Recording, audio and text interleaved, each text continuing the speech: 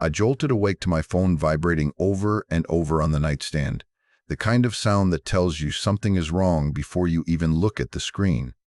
It was 4 in the morning, the hour when the mountain is completely still and nothing good ever calls. When I answered, a woman's voice cut through the silence, sharp and confident, like she was already annoyed I hadn't picked up sooner. She introduced herself as Elaine Porter, president of the Ridgeview Summit Homeowners Association, and without a greeting or explanation, ordered me to open my gates immediately for what she called an emergency inspection. There was no concern in her voice, no urgency rooted in safety. It sounded rehearsed, official, final. She claimed there was a serious issue on my land and said she had full authority to enter whether I agreed or not. When I told her I wasn't part of her HOA and never had been, she didn't hesitate. She said emergencies override boundaries. Then she warned me she was already on the way. I ended the call and stepped outside just in time to see headlights climbing my access road, fast and deliberate. That was when I understood this wasn't confusion. It was a planned raid hiding behind paperwork. If you want to hear more true stories like this, make sure you hit that subscribe button to HOA Update and tell me in the comments, where are you watching from? I've lived on that mountain long enough to understand what it gives you and what it takes from you. The land came to me through my father, who spent most of his life carving a home out of rock, timber, and stubborn patience. When he passed, the farm became my responsibility, not just as property, but as a promise. For nearly 15 years, I lived there quietly in Silver Pine County, Wyoming, keeping to myself, fixing what broke, and learning the rhythms of a place most people only ever see from a distance. Up there, you don't borrow help lightly, and you don't survive long if you don't pay attention. Before settling on the mountain full-time, I spent years volunteering in search and rescue. It changes the way your brain works. You learn very quickly that panic kills clarity. You learn to slow your breathing when everything feels urgent, to observe before acting, and to document, because memory alone is never enough when questions come later.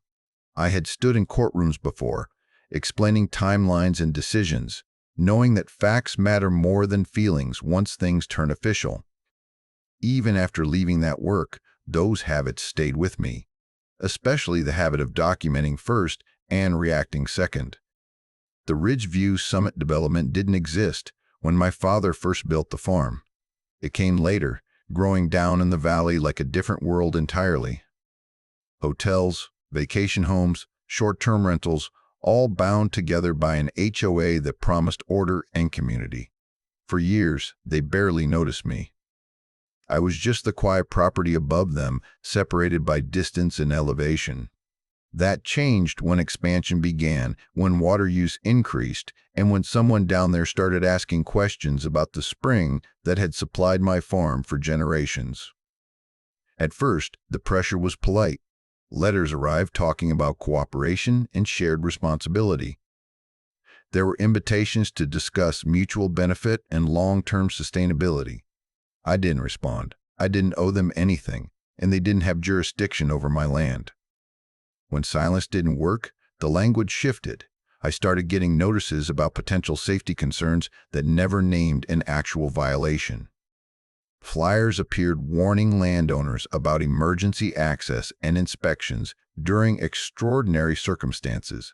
Still vague, still toothless, still easy to ignore. Everything changed when Elaine Porter became HOA president. People didn't describe her as loud or aggressive. They described her as efficient. She understood bylaws the way a lawyer understands loopholes, and she spoke in a tone that made suggestions sound like conclusions. Around town, I heard stories in pieces. A landowner who woke up to an inspector already on his driveway, another who suddenly faced fines for violations no one could explain. Inspections that turned into demands that turned into easements, access agreements, and quiet sales. Most people complied because the alternative was stress. They didn't have the time or money to fight. I stayed out of it, believing my isolation protected me. I was wrong. The night those vehicles started coming up my road, I finally understood the pattern. Elaine wasn't reacting to an emergency. She was creating one. What I had brushed off as bureaucratic nuisance was actually preparation. Paperwork first, pressure second, force last. That realization hit me as I moved through the house with practiced calm. I didn't argue with myself about what to do. I didn't debate whether this was legal or not. I treated it the same way I treated rescue calls years ago. Step 1. Preserve evidence. I powered up every exterior camera and made sure angles covered the gate, the road, and the surrounding tree line. I switched on the floodlights, turning the darkness into something visible and undeniable. I synced my phone audio to cloud storage and set it to record continuously.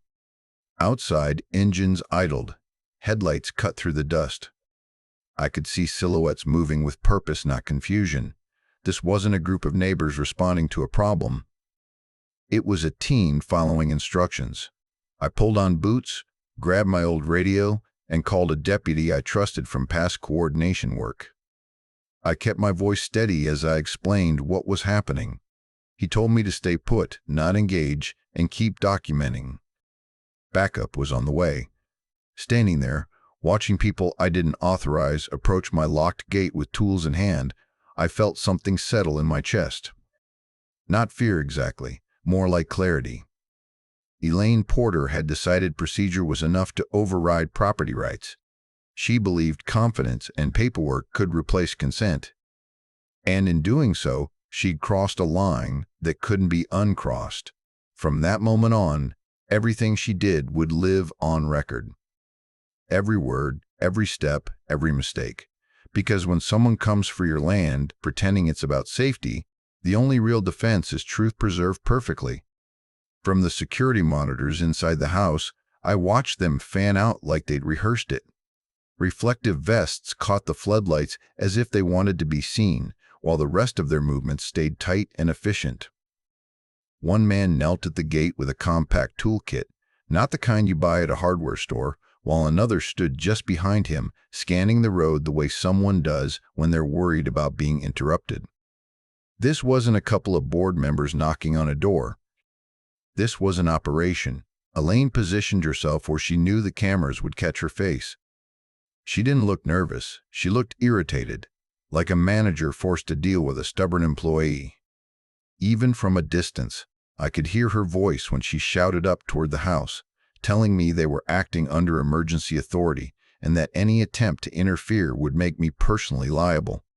She said it slowly, carefully, like she'd practiced the sentence in front of a mirror. The words weren't meant to convince me, they were meant to sound official on recording. I felt the old instincts kick in, the same ones that used to surface during night rescues when visibility was low and stakes were high. Slow everything down. Breathe. Observe. Observe. I picked up the phone and called Deputy Aaron Cole, someone I'd worked alongside more than once when hikers went missing or storms trapped people on the ridge. When he answered, I didn't waste time explaining history or emotion. I gave him facts. Time. Location. Unauthorized entry in progress. Suspected impersonation of authority. He told me help was on the way and repeated one thing twice: keep recording and do not engage. I followed that advice to the letter. I stepped outside, staying well back from the gate, and hit the switch that turned the floodlights from bright to blinding. The road lit up like midday, every face and movement suddenly impossible to hide. Then I picked up the loudspeaker I kept from my rescue days and let my voice carry down the slope. I told them they were trespassing. I told them they were being recorded on multiple cameras with audio and video backed up off-site. I told them law enforcement had been notified and was en route.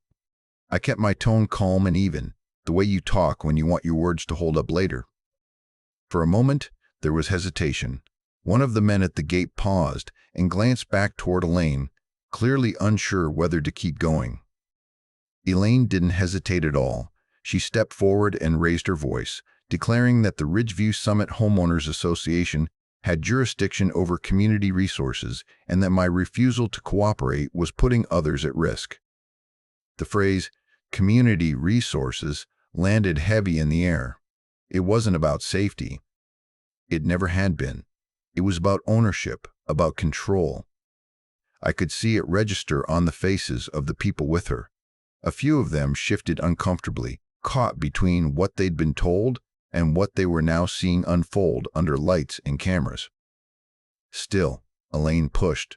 She waved her phone like a badge and ordered them to proceed. The man at the lock went back to work, his movements tighter now, less confident. Metal scraped against metal, loud enough to carry all the way up to where I stood. Every sound felt amplified, not just by the quiet of the mountain, but by the awareness that this was crossing from intimidation into something else entirely. Then, Elaine looked up toward the house and said it. "The inspector is on his way." The word sent a cold, unmistakable chill through me, not because an inspection worried me, but because of what that statement implied. Inspections don't arrive at 4 in the morning. Real inspectors don't get dispatched by HOA presidents. And emergencies don't require lockpicks. In that single sentence, I heard preparation, escalation, and confidence that something forged or fabricated was about to be introduced to legitimize everything happening at my gate. I glanced back at the monitors and zoomed in tighter, making sure faces were clear, making sure every second was captured. I realized Elaine wasn't improvising anymore. She was following a script. Whatever she thought was coming next, she believed it would shut me down and give her cover. That belief told me everything I needed to know about how far she was willing to go. Down by the gate, her team grew quieter. No one cheered. No one celebrated.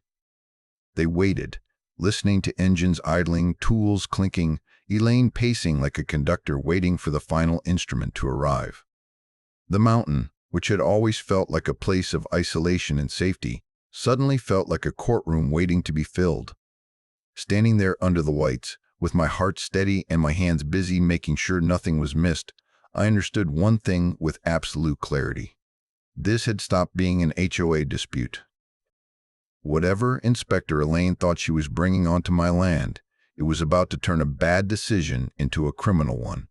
And when that happened, every ounce of confidence she was leaning on would collapse under the weight of the truth she'd just walked straight into. The third vehicle came up the road slower than the others, almost ceremonially, as if timing itself had been rehearsed. It pulled in behind the SUVs and stopped where the floodlights hit it cleanly, revealing a Plain County seal on the door and a man stepping out in a neatly pressed uniform. He adjusted his jacket, straightened his posture, and walked toward the gate with the kind of confidence that comes from believing a costume will do most of the work for you. Elaine's entire demeanor changed the moment she saw him. Her shoulders relaxed, her voice lifted. She turned toward my cameras and smiled in a way that wasn't friendly but victorious. This, she clearly believed, was the moment everything would snap into place. The man introduced himself loudly as Inspector Paul Hammond, said he was with the county, and announced that he was there to conduct an emergency inspection under special authorization. He held up a clipboard thick with papers and seals, waving it just enough to be seen but not examined. Elaine repeated his name like a confirmation. She told her people this was exactly what she had been waiting for. She looked up toward the house and told me, with absolute certainty, that the matter was now out of my hands. I didn't respond right away. I didn't shout.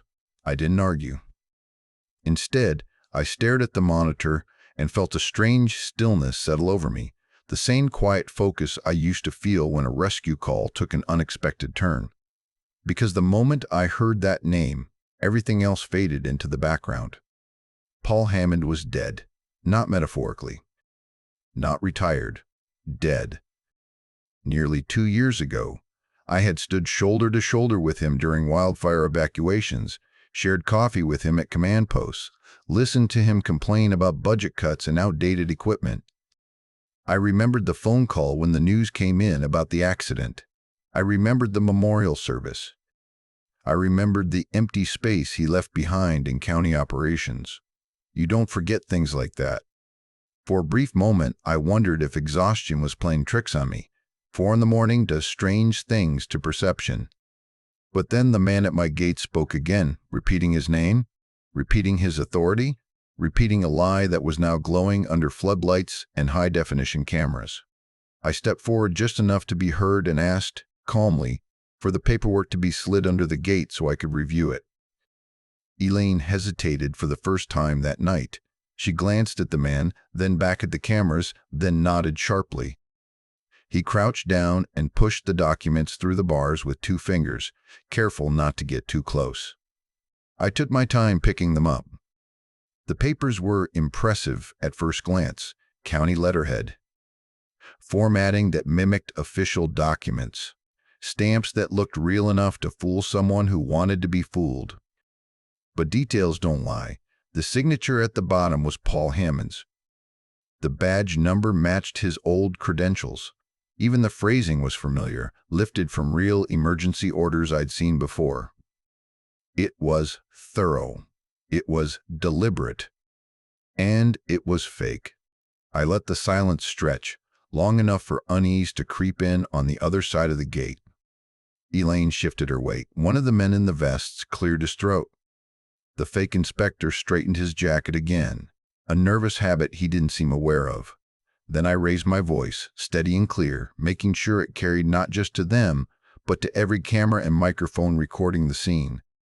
I said the inspector named on this document died nearly 2 years ago. The effect was immediate. Elaine's smile vanished so fast it looked like someone had flipped a switch. Her mouth opened slightly, then closed. For the first time since this began, she didn't have words ready. The man who called himself Paul Hammond froze mid-step, his confidence draining out of his posture. His eyes flicked toward Elaine, then back toward the road, as if calculating exits. I didn't stop there. I said I had worked with the real Paul Hammond. I said I attended his memorial. I said there was no emergency authority that could resurrect a dead man. I said this entire interaction was being recorded and streamed to secure storage. And I said law enforcement was already on the way to verify everything. No one moved. The mountain air felt heavier, like it does before a storm breaks. One of the men at the gate took a step backward without being told. Another lowered his gaze. The sound of engines idling suddenly felt too loud, too exposed. Elaine tried to recover. She stammered something about clerical errors, about outdated databases, about not being responsible for county staffing changes. But the words came out tangled, stripped of the certainty she'd worn all night.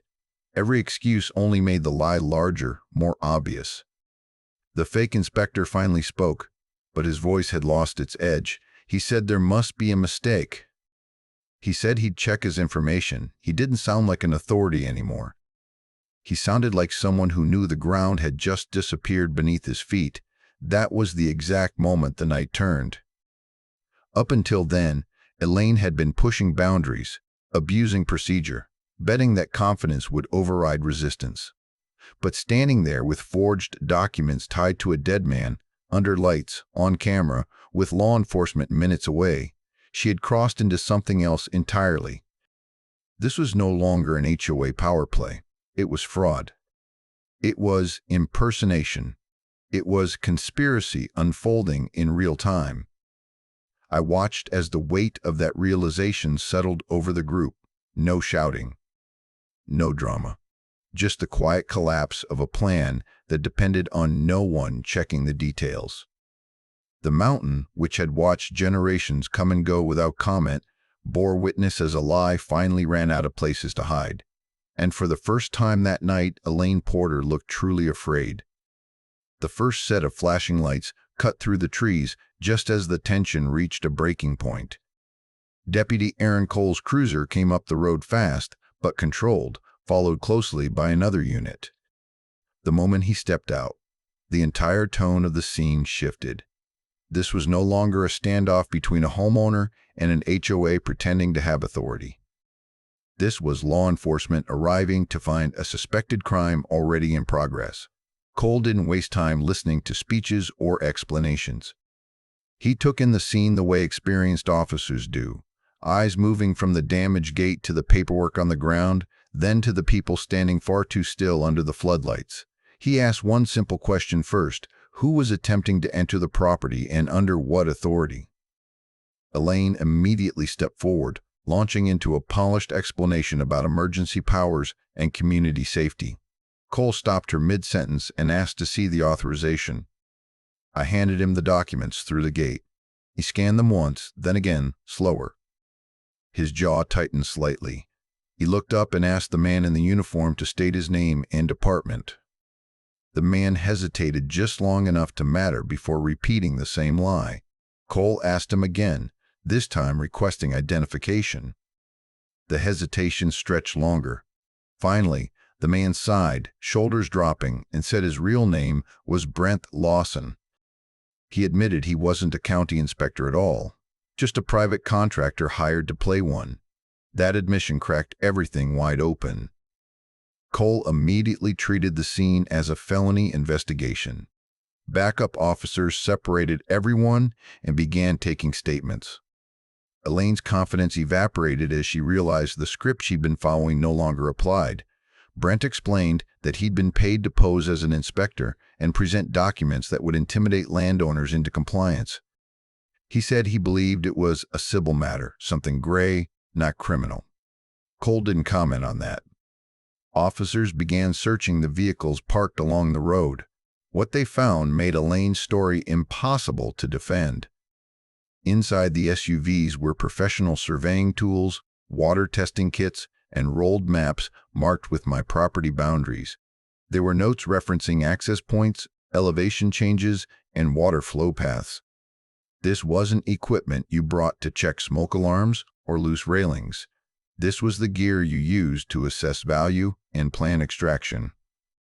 Elaine watched silently as each item was laid out under the lights. When Cole asked her why an emergency safety inspection required water testing equipment and detailed property maps, she tried to pivot again. She said the HOA had a responsibility to protect the community below. She said the development relied on shared resources.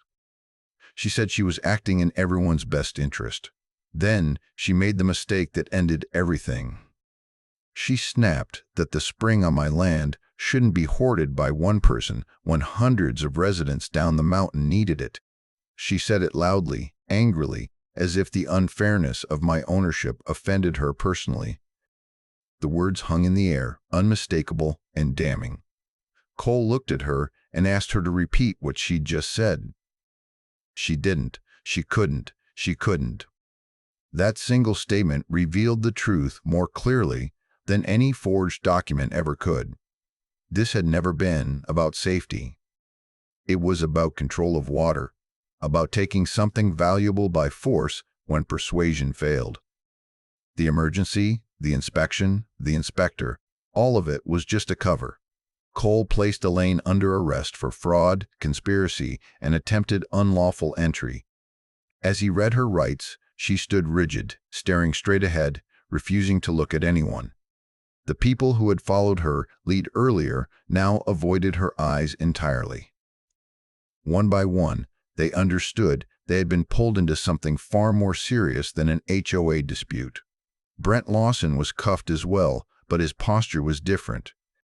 He spoke quickly, offering information, answering questions before they were fully asked. He explained how he'd been recruited, how the documents were provided to him, how Elaine insisted the authority was real and unquestionable. He mentioned similar jobs involving other properties, other owners who eventually gave in. Each detail widened the scope of what was unfolding. Standing there behind my gate, I felt the weight of the night finally begin to lift. What had started as intimidation had collapsed into confession. The mountain was quiet again, broken only by radios crackling and the sound of pens scratching against notepads. The floodlights that had once exposed the threat now illuminated accountability. Cole looked back at me before leaving and nodded once, the way he used to after successful rescues. No words were needed. The evidence was solid. The truth was documented. Elaine Porter hadn't just overstepped. She'd crossed into criminal territory with witnesses, recordings, and proof laid out in plain sight. As the cruisers drove away and the road emptied, I shut off the lights and stood alone in the dark again. The gate was still standing. The spring still flowed where it always had. But everything had changed. What looked like an HOA power trip on the surface had revealed itself as something far larger and far more dangerous. And thanks to one bad decision made in the early hours of the morning, it was no longer hidden. Morning came slowly, like the mountain itself needed time to process what had happened. The road was quiet again, the gate still scarred but standing, the kind of damage you notice more in daylight. I hadn't slept. I spent the early hours backing up recordings, labeling files, and writing down everything I remembered while it was still sharp. Years in search and rescue taught me that details fade faster than you think, especially after adrenaline burns off. By the time the sun crested the ridge, I already knew this wasn't over. The sound of engines returned just after mid-morning, but this time it was different. No reflective vests, no lockpicks. 2 unmarked vehicles rolled up and stopped well short of the gate. When the doors opened, the people who stepped out didn't rush or posture. They moved with quiet confidence, the kind that doesn't need to announce itself. One of them introduced herself as Special Agent Rachel Moreno and showed credentials before I even asked. That small detail told me a lot. She didn't start with questions. She started with context. Agent Moreno explained that what happened on my property wasn't isolated. Over the past year, federal investigators had been tracking a pattern across multiple counties in the region. Remote landowners, valuable resources, HOAs or development-linked entities pushing inspections that didn't quite line up with real authority, forged documents, contractors posing as officials, pressure campaigns designed to look lawful on the surface while forcing people into agreements they didn't fully understand. My case, she said, matched the pattern almost perfectly. She asked if we could sit somewhere private, and we talked at my kitchen table, sunlight coming through windows that had always framed nothing but trees and sky. She laid out a folder thick with documents and slid it across to me. The label on the tab made my stomach tighten. Project Ridge Clearance. Inside were profiles, names I didn't recognize, paired with aerial photos of properties that looked a lot like mine. Notes about access points, water sources, mineral rights, assessments of which owners lived alone, which were older, which had legal representation, which didn't. There were timelines showing stages of escalation, starting with friendly outreach, moving to warnings, then inspections, then emergency authority if resistance continued. This wasn't improvisation. It was a system. Agent Moreno told me they had reason to believe several county-level officials had been compromised, knowingly or otherwise, by people pushing these operations. Rubber-stamped permits, delayed responses to complaints, missing paperwork, enough irregularities to raise red flags, but not enough, until now, to bring everything together. Then she said something that made the room feel smaller. 2 deaths from neighboring counties were being reopened. Both had been ruled accidental at the time. One involved a fall during a property inspection. Another was labeled a vehicle incident on a remote access road. At the time, there hadn't been enough evidence to question those conclusions. Now, with what they'd uncovered, everything was being re-examined. The words she used were careful, professional, but the meaning was unmistakable. This hadn't just been about access. It hadn't even just been about water. It was about control, leverage, and removing obstacles when pressure failed. I sat there in silence longer than I meant to. I thought about Elaine's confidence, about how easily she'd spoken about emergencies and authority, about how comfortable she'd been pushing people into corners. I thought about the moment she'd said the spring should serve the development below, as if ownership itself were an inconvenience. Seen through this lens, her certainty wasn't arrogance, it was expectation. She believed the system would protect her because, until now, it always had. Agent Moreno asked for everything I had. Every recording, every message, Every file, no matter how small it seemed. I handed over hard drives, cloud access, timestamps, notes. She smiled slightly when she saw how organized it all was. She said cases like this live or die on documentation, and that I'd done exactly what investigators hope people do, but rarely actually manage under pressure. As the day went on, more agents arrived. They photographed the gate, measured tool marks, cataloged the paperwork that had been shoved through the bars. They treated my property not as a problem, but as a crime scene that told a story. For the first time since this began, I felt something close to relief. Not because it was resolved, but because it was finally understood. Before leaving, Agent Moreno told me one more thing. She said there were people higher up who would be very interested in what had happened on my mountain. That Elaine Porter hadn't been acting alone, even as she believed she was in control. That what started as an HOA power play had crossed into federal territory the moment forged authority and coordinated intimidation came into play. When the vehicles finally pulled away, the mountain fell quiet again. The same quiet it had always known, but I understood now that the silence had been hiding something for a long time. What happened in the dark that night had pulled it into the light, and there was no putting it back. Standing there alone, I realized how close I'd come to being another file in a folder, another profile marked resolved. Instead, because I recorded instead of reacting, the story had shifted, not just for me, but for people I'd never met, whose land and lives had been targeted the same way. The case was no longer mine alone. It was something much bigger, and it was only just beginning.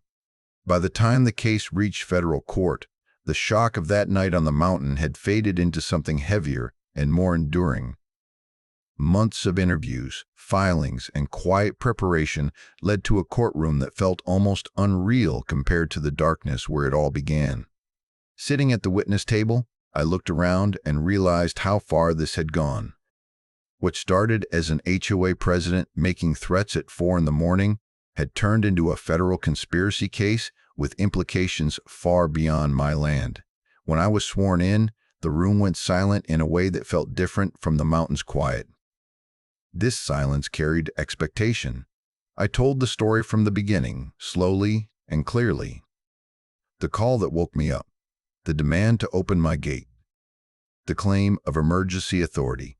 I described watching people I didn't authorize approach my property with professional tools, how I documented everything instead of engaging, how the forged paperwork was presented as if it were unquestionable truth. I spoke about recognizing the inspector's name and knowing, without doubt, that the man listed on that document was dead. The prosecutor, Danielle Wu, guided me carefully, letting the evidence speak alongside my words. Screens lit up around the courtroom showing audio transcripts, video stills, and timestamps. The jury listened as they heard Elaine's voice captured on recordings, confident and commanding, repeating claims of authority she never had. They watched footage of the gate under floodlights, the forged documents sliding through the bars, the moment the lie collapsed. Nothing was exaggerated. Nothing needed to be. When the defense took their turn, Elaine's attorney stood and tried to reframe everything. He suggested I was overly suspicious, that living alone in a remote area had made me distrustful. He implied I had misinterpreted a routine safety response as a threat. For a few moments, he spoke as if tone and confidence might still bend reality, the way Elaine once believed they could. Then the prosecutor played the recordings again. The room heard the certainty in Elaine's voice when she claimed authority. They heard her dismiss boundaries. They heard her say the spring should serve the development below. They saw emails where she discussed pressure strategies and non-compliant owners in language that stripped away any illusion of good faith. Financial records followed, tracing payments from HOA-linked accounts to private contractors, including the man who had impersonated a county inspector. When Brent Lawson took the stand, the air shifted. He didn't posture. He didn't argue. He spoke plainly about being hired to deliver forged documents and intimidate landowners into compliance. He explained how the jobs were framed as civil matters, how he was told the authority was real and unquestionable. Then he described meetings where resistance was discussed not as a legal problem, but as an obstacle. He used the phrase that froze the courtroom, permanent solutions. The jury didn't need explanation. Neither did I. Brent described how owners who refused inspections were escalated, how emergency narratives were created, how pressure increased until people either signed agreements or stepped aside. When asked if he believed the work was legal, he admitted he had doubts, but was reassured repeatedly that powerful people were involved and consequences would never reach him. As he spoke, Elaine sat perfectly still, her expression carefully neutral, the way someone looks when they know every move is being judged. The defense tried to undermine Brent's credibility, pointing out his cooperation deal, suggesting he was saying whatever the government wanted to hear. But his testimony didn't stand alone. It fit too neatly with the documents, the recordings, the equipment, and the paper trail Elaine herself had left behind. The story wasn't being told by one witness. It was being told by dozens of small, unarguable facts. When closing arguments ended, the jury left the room. The wait felt longer than it was. I sat quietly, hands folded, thinking about how surreal it was that my life had narrowed down to a decision made by people who had never set foot on my mountain. Yet I trusted them more than I had ever trusted the authority Elaine tried to force on me. They returned in only a few hours. The four persons stood and read the verdicts, one after another, guilty on all charges: fraud, conspiracy, impersonation, racketeering. Each word landed with finality. Elaine didn't react at first. Then, slowly, the composure she had worn like armor cracked, not in anger, not in tears, in disbelief. In that moment, she wasn't a strict HOA president enforcing rules. She wasn't a misunderstood community leader. She was what the evidence had shown all along, the architect of a criminal scheme that used procedure as camouflage and authority as a weapon. The confidence that had carried her through threats and intimidation finally failed her under the one system that demands proof instead of performance. As I left the courtroom, I felt no triumph. What I felt was weightlifting. The truth had held. The recordings mattered. The documentation mattered, and the lie that arrived at my gate in the dark had not survived the light. Sentencing came weeks later, but the outcome felt inevitable after everything that had been laid bare. The courtroom was quieter that day, stripped of drama, focused on consequences. When the judge spoke Elaine Porter's name, it no longer carried authority or fear. It sounded small, almost ordinary. She was sentenced to decades in federal prison for fraud, racketeering, conspiracy, and related charges, the words stacking up the way her actions had stacked up against her. There were no speeches from her this time, no polished explanations. Just the reality of what happens when intimidation finally meets accountability. She wasn't alone. As the investigation widened, officials who had quietly enabled the scheme were exposed one by one, permits rubber-stamped without review. Complaints ignored, records altered or delayed just long enough to give cover. Some claimed ignorance, others tried to shift blame, but the paper trail was unforgiving. Charges followed. Careers ended, reputations collapsed. The system Elaine relied on didn't protect her in the end. It documented her. Financial penalties came next. Accounts tied to the scheme were frozen, then seized. Assets purchased through coercion or fraud were clawed back. The money trail told the same story the recordings had. This wasn't passion or misjudgment. It was organized, deliberate, and profitable. Restitution was ordered for victims across multiple counties. When my name appeared on that list, it felt strange. I hadn't done this for compensation. I had done it to protect what was already mine. The most far-reaching decision came quietly, almost buried beneath sentencing details. The court issued a sweeping injunction limiting the authority of homeowners associations across the region.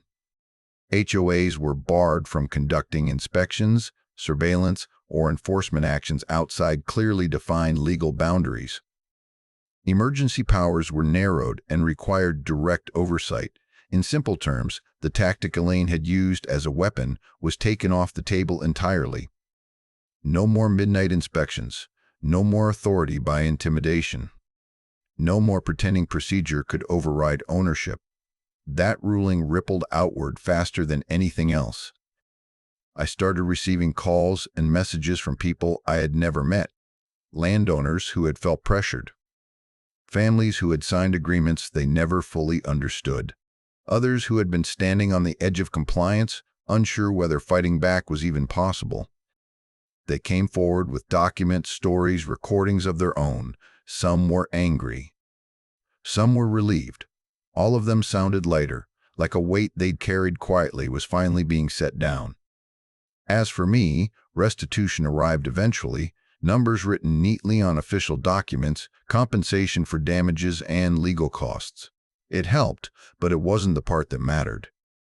What mattered was standing at my gate again, running my hand along the scarred metal, knowing it was still my gate, my land. My water, my decision. No board vote could touch it. No letterhead could threaten it. That certainty was worth more than anything deposited into an account. Life on the mountain returned to its familiar rhythms, but it didn't feel the same. I noticed things differently. The silence wasn't just peaceful anymore. It felt earned. The road stayed empty at night. No headlights. No engines idling in the dark. I repaired the gate, reinforced it, improved the cameras, not out of fear, but out of respect for what vigilance had preserved. Sometimes I'd stand outside in the early morning, just before dawn, and think about how close everything had come to tipping the other way. If I had argued instead of recording, if I had opened the gate out of confusion or intimidation, if I had assumed authority meant legitimacy, the outcome would have been very different. That realization stayed with me, not as regret, but as a reminder of how fragile rights can be when people stop paying attention. The mountain remained unchanged, indifferent to courts and verdicts. The spring flowed as it always had, clear and steady, unconcerned with who tried to claim it. But I had changed. Not hardened, sharpened. I understood now that solitude doesn't mean isolation, and that standing alone doesn't mean standing without support when the truth is documented and shared. What happened didn't just protect my land. It drew a line others could see, a boundary reinforced not by threats, but by evidence. The quiet that settled back over the ridge wasn't the quiet of ignorance anymore. It was the quiet that comes after something hidden is finally exposed, examined, and put to rest. And every time the wind moved through the trees at night, I slept knowing that what tried to come for me under cover of authority had been stopped, not by force, but by truth, written down, recorded, and finally believed. Looking back on everything now, what stays with me isn't the fear or even the anger. It's how close I came to losing my home simply because someone believed paperwork and confidence could replace truth. Elaine Porter didn't fail because I shouted louder or pushed back harder. She failed because I refused to panic, because I documented every word, every movement, and every lie until there was nowhere left for them to hide. The system she tried to exploit ended up being the very thing that held her accountable. Living on the mountain always taught me self-reliance. You fix what breaks. You prepare for storms before they arrive. You don't wait for someone else to solve problems that belong to you. But this experience taught me something deeper than independence. It taught me that real authority doesn't come from titles, uniforms, or the confidence someone uses to speak over you.